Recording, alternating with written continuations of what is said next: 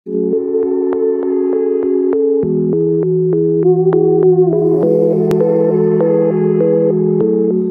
Students, कैसे हैं आप सब। मैं आशा करता हूं कि आप सब अच्छे होंगे।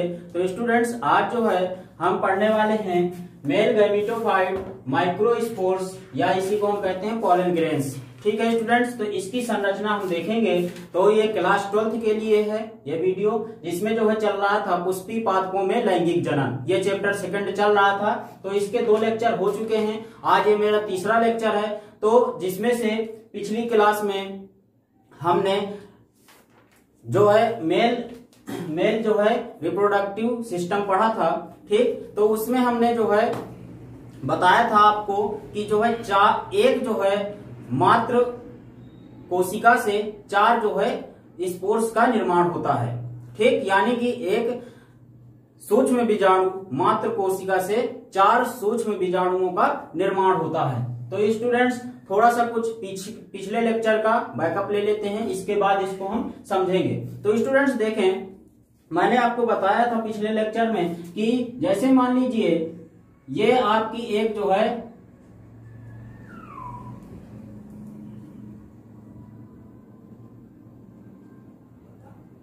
एमएमसी है। ठीक, यानी कि माइक्रोस्पोर मदर सेल। अब इस जो है माइक्रोस्पोर मदर सेल से 4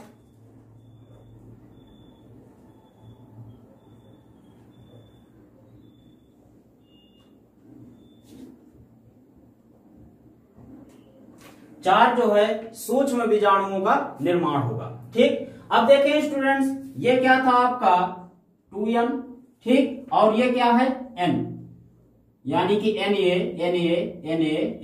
यानी कि ये द्विगुणित है और ये कैसा है अगुणित। ठीक, किसके कारण हुआ, इसमें अर्धसूत्री विभाजन के कारण 4 अगुणित सूक्ष्म बीजाणुओं का निर्माण होता है। ठीक है स्टूडेंट्स, तो अब देखिए ये जो 4 अगुणित सूक्ष्म बीजाणु हैं, ये परागधानी में क्या होते हैं, स्वतंत्र रूप से बिखरे होते हैं। कहने का मतलब है कि ये सूक्ष्म बीजाणु जो अभी जुड़े हुए हैं चारों, ये क्या हो जाते हैं, सिंगल हो जाते हैं। ठीक, यानी कि पृथक होकर एक एक सूक्ष्म बीजाणु अलग अलग पूरे जो है परागधानी में बिखर जाता है। ठीक, तो कहने का मतलब है कि एक ये, दूसरा, तीसरा और चौथा। ठीक है स्टूडेंट्स, तो ये आपके 4 सूक्ष्म बीजाणु इस प्रकार से जो है अलग अलग बिखरे रहते हैं। ठीक, लेकिन कुछ पौधे ऐसे भी हैं जिनमें ये चारों जो है सूक्ष्म बीजाणु क्या होते हैं, एक साथ जुड़े होते हैं। ठीक, और इसको हम संयुक्त सूक्ष्म बीजाणु कहते हैं। ठीक, यानी कि कंपाउंड माइक्रोस्पोर कहते हैं। ठीक है स्टूडेंट्स, तो ये जो है आपका पौधा एग्जाम्पल के तौर पर टाइफा, ठीक, उसमें जो है ये इस प्रकार का संयुक्त जो है स्पोर्स पाया जाता है। ठीक है स्टूडेंट्स, तो अब देखें इसकी जो है अगर हम बात करें किस प्रकार से बिखरे हुए होते हैं।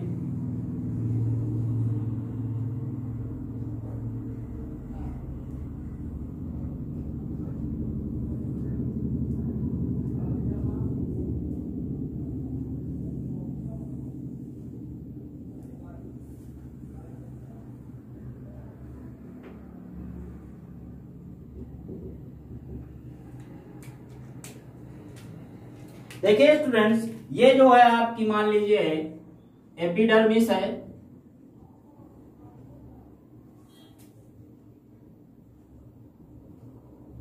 ये आपका एंडोथीसियम, और ये स्टोमियम यानी कि मुख, स्टोमियम। ठीक, ये आपका वैस्कुलर बंडल। अब स्टूडेंट्स देखें, ये जो हमारी परागधानी है या परागकोश है वो कैसा बना हुआ है, यानी कि स्फुटित हो गया है। क्या हो गया है, स्फुटित हो चुका है, यानी कि पक चुका है। और इससे क्या है, परागकण बाहर निकलेंगे। क्या होंगे, परागकण अब इससे बाहर निकलेंगे। तो देखें किस प्रकार से बिखरे हुए पाए जाएंगे। तो ये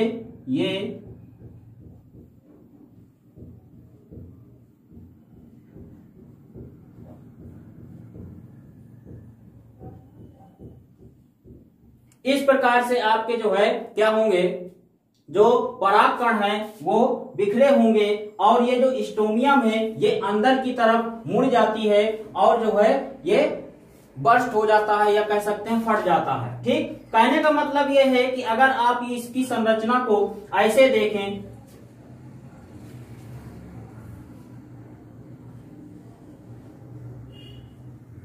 इस प्रकार से, तो देखें ये जो दिख रहा है आपको, तो ये इस प्रकार से यहां से ऐसे बीच से जो है स्फुटित हो रहा है, ऐसे बीच से जो है ये फट चुका है और इससे क्या होंगे, बाहर जो है आपके परागकण निकल आएंगे। ठीक है स्टूडेंट्स, इस प्रकार से। ठीक, एक तो इस प्रकार से जो है स्फुटित होते हैं, दूसरा इसी में समझ लीजिए ऐसे बीच से स्फुटित होते हैं। ठीक, यहां से बीच से स्फुटित हो जाते हैं। ठीक, कुछ में जो है क्या होता है कि ऐसे उल्टा यहां से स्फुटित होते हैं। ठीक, यानी कि ये जो इसकी झिल्ली है ये क्या हो जाएगी, ऐसे ऊपर की तरफ मुड़ जाती है और यहां से स्फुटित हो जाते हैं। ठीक है स्टूडेंट्स, तो इस प्रकार से ये आपके क्या हैं, पॉलन ग्रेन्स, जो कि स्वतंत्र रूप से बिखरे हुए पाए गए हैं। ठीक, कहां, किसमें, परागधानी में या परागकोश में पाए जाते हैं। ठीक है स्टूडेंट्स, तो ये बात हो गई हमारी पिछले लेक्चर की। अब जो है हम क्या करेंगे, हम एक जो है पॉलन ग्रेन की संरचना देखेंगे। तो स्टूडेंट्स देखते हैं अब इसको हम एक जो है परागकण की संरचना को। ठीक है स्टूडेंट्स, तो देखें कुछ चित्र मैंने इधर बनाए हुए हैं। तो देखिए माइक्रोस्पोर मेल गैमीटोफाइट की प्रथम कोशिका होती है। क्या होती है, मेल गैमीटोफाइट की प्रथम कोशिका होती है। ठीक, प्रत्येक पॉलन ग्रेन यहां पर इसके जो है साइज आकार बताया गया है। तो कैसा होता है, प्रत्येक पॉलन ग्रेन गोल या फिर अंडाकार होता है। कैसा होता है, प्रत्येक पॉलन ग्रेन गोल या अंडाकार होता है। फिर यह 2 आवरणों से ढका रहता है। 2 आवरण कौन से होंगे स्टूडेंट्स, तो देखें पहला आवरण ये है एग्जाइम। ठीक, इसको हम कहते हैं बाह्य चोल। फिर है ये अंदर वाला आवरण जिसको हम कहते हैं इंटाइन। ठीक, इंटाइन का मतलब होता है अंतःचोल। ठीक है, इधर देख लेते हैं थोड़ा सा इसको, एग्जाइन और इंटाइन में क्या फर्क है। देखें, एग्जाइन जो होता है वो स्पोरोपोलेनिन नामक पदार्थ का बना होता है। ठीक है, स्पोरोपोलेनिन जो नामक पदार्थ है वो कठोर होता है। कैसा होता है, कठोर होता है। यानी कहने का मतलब है कि एग्जाइन जो होती है वो कठोर जो है भित्ति होती है। ठीक, इसके बाद देखें इंटाइन की तरफ अगर बात करें तो यह पेक्टोसेलुलोज से बना होता है। किससे बना होगा, पेक्टोसेलुलोज से बना होता है। ठीक, इसके बाद देखें जो आवरण में, एग्जाइन की तरफ देख लीजिए, आवरण में कुछ छोटे छोटे पोर्स प्रेजेंट होते हैं। ठीक, यानी कि उपस्थित होते हैं। ठीक, कैसे, ये देख लीजिए, ये आपका क्या है, जर्म पोर। क्या है ये, जर्म पोर। ठीक है, तो ये जर्म पोर यानी कि छोटे छोटे पोर्स होंगे जिनको हम क्या कहेंगे, जर्म पोर्स कहते हैं। ठीक, यानी जनन क्षेत्र उसको हम कहते हैं। इसके बाद देख लीजिए इधर कोशिका द्रव्य इसमें क्या होती है, प्रेजेंट होती है। यानी कि जो इंटाइन होगी उसके अंदर क्या भरा होता है, कोशिका द्रव्य, साइटोप्लाज्म भरा होता है। ठीक, और इसी में क्या होता है, एक बड़ा केंद्रक पाया जाता है। क्या पाया जाता है, एक बड़ा केंद्रक पाया जाता है। ठीक है स्टूडेंट्स, तो अब आगे हम इसकी बात कर लेते हैं इसके विकास की। तो देखें जो हमने क्या लिया है, एक जो है पॉलन ग्रेन। अभी मैंने आपको बताया कि एमएमसी से क्या होते हैं, 4 जो है पॉलन ग्रेन्स का निर्माण होता है। कितने, 4, 1 2 3 4। ठीक, तो इसमें से हमने क्या किया है कि इसको एक जो है दर्शाया है। एक पॉलन ग्रेन आपके सामने ये है। ठीक, तो यहां पर आप लिख सकते हैं पॉलन ग्रेन, पॉलन ग्रेन। ठीक, देखें अपोलन ग्रेन, इसमें आपको दिख रहा है एग्जाइन है, इंटाइन है, ठीक, साइटोप्लाज्म एक बड़ा न्यूक्लियस है, और ये क्या है इसके जर्मपोर। ठीक, अगर हम बात करें एक बीजपत्री पौधों में तो उसमें जर्मपोर एक होता है, ठीक, प्रायः एक होता है। लेकिन अगर हम द्विबीजपत्री की बात करें तो उसमें लगभग 3 जर्मपोर पाए जाते हैं। ठीक है, आगे देखिए हम बात करें तो इसमें क्या होता है, समसूत्री विभाजन होगा। क्या होगा, समसूत्री विभाजन होगा। समसूत्री विभाजन होने से क्या होगा, इसमें न्यूक्लियस में समसूत्री विभाजन होने से क्या होगा, 2 न्यूक्लियस बन जाएंगे।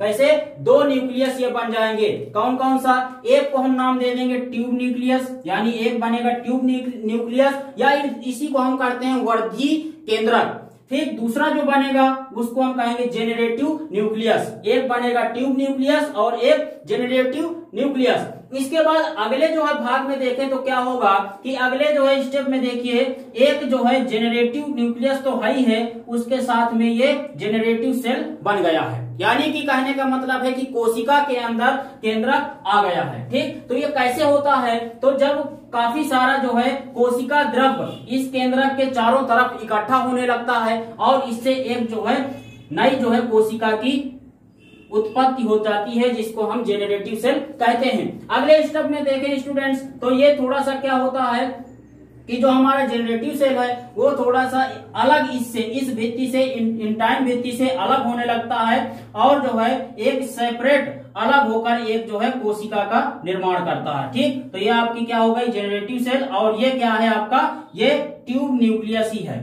ठीक है स्टूडेंट्स, तो ये आपको बात समझ में आई। इसके बाद क्या होता है कि ये जो जेनरेटिव सेल है तो ये क्या होगा कि जब आगे परागण की जो है प्रोसेस होगी तो उसमें क्या होगा कि आप लोग जानते हैं कि स्टिग्मा में बहुत सारे क्या होते हैं, पराग कण जाके बैठ जाते हैं। तो ये पराग कण क्या होगा कि यहाँ पर जाकर बैठेगा, और जब यहाँ बैठेगा तो ये जो जेनरेटिव सेल है तो ये जेनरेटिव सेल क्या होगी कि थोड़ा सा नीचे की तरफ ये जो इंटाइन है ये क्या होगा कि इस जो है जर्मपोर से ऐसे जो है एक जो है ट्यूब बनाने लगेगा। ठीक, जिसको हम जर्म ट्यूब कहते हैं। क्या कहेंगे, जर्म ट्यूब कहेंगे। तो यही जर्म ट्यूब क्या होगा, इसके अंदर ये प्रोसेस होगी स्टूडेंट्स। ठीक, यानी कि यहां तक जो है ये प्रोसेस आपकी बाहर ही रहेगी, लेकिन जब परागण स्टार्ट हो जाएगा तो इसके अंदर जो है एक जर्म ट्यूब का निर्माण होने लगेगा और इसी जर्म ट्यूब में आपके युग्मक का निर्माण होगा। ठीक, इन्हीं को हम नर युग्मक कहेंगे। तो इस प्रोसेस को हम परागण में पढ़ेंगे। तो यहां तक आपको बात समझ में आई। मिलते हैं नेक्स्ट वीडियो में। ठीक है स्टूडेंट।